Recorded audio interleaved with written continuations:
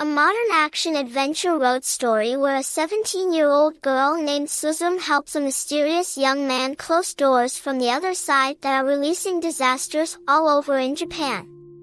Welcome back. This is Cartoon Recapped. Today we'll show you a 2022 adventure, action cartoon anime called Suzume. Be aware of heavy spoilers. Sit back and enjoy the show. Suzume Iwato is a 17-year-old high school girl who lives with her aunt in a quiet town in the Kyushu region of Japan in 2023.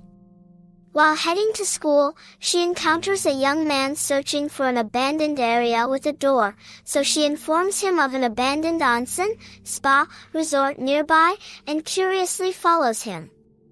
There, she discovers a door standing alone on its frame. She opens it to witness a starlit field inside, which she can't enter. She trips over a cat statue on the floor, which turns into a real cat and flees. Frightened, Suzume rushes back to school. During lunch, Suzume notices a huge column of smoke emerging from the location where the abandoned resort is located, which no one else can see. She rushes back there and finds the man from earlier, who is struggling to close the door. Suzume helps him, and they manage to close the door. Due to the column of smoke falling, an earthquake hits a nearby area.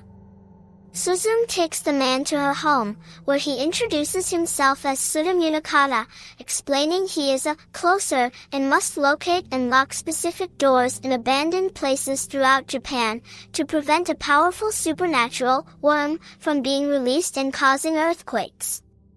As they talk, the cat from the resort appears and turns Suda into the chair he was sitting on.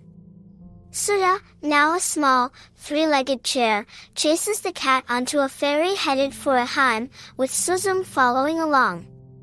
The cat leaps onto another ship as Suda tells Suzume that the cat is a keystone, and that the worm was released after the keystone's removal from near the door. After reaching Ehime, Suzume and Suda find social media posts from locals, who have photographed and named the cat Daijin. With the help of a friendly local girl, Chika Amabe, they locate the worm again and close the door in the entry to an abandoned school. They stay at Chika's home for the night.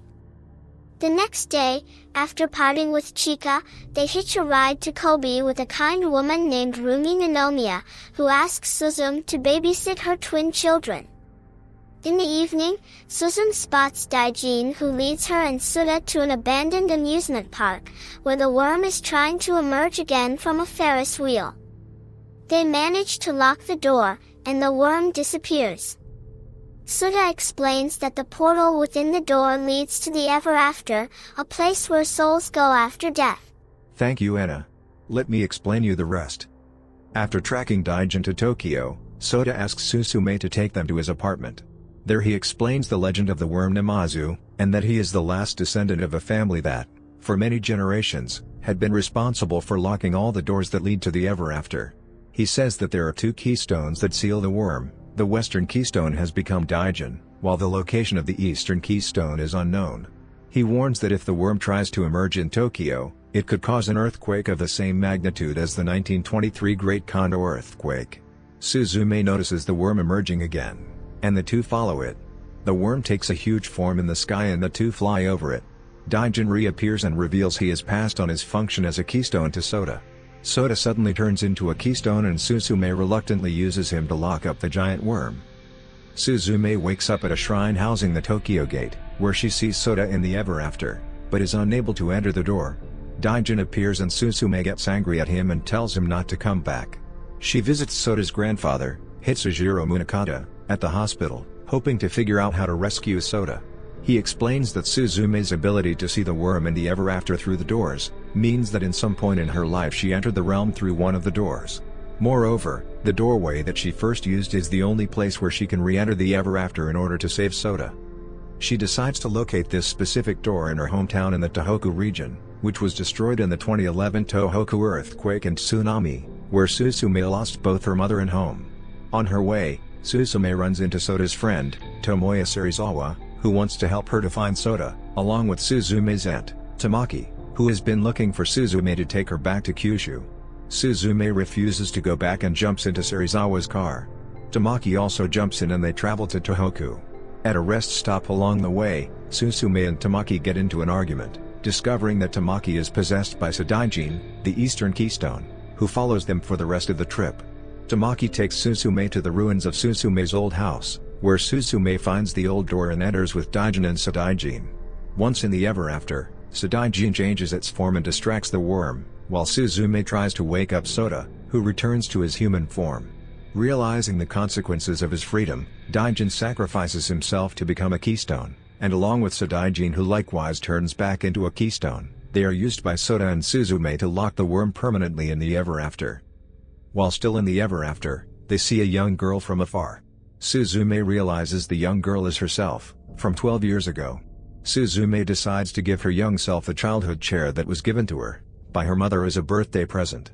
She assures her young self the chair will provide her with the strength to overcome the tragedy and continue to grow.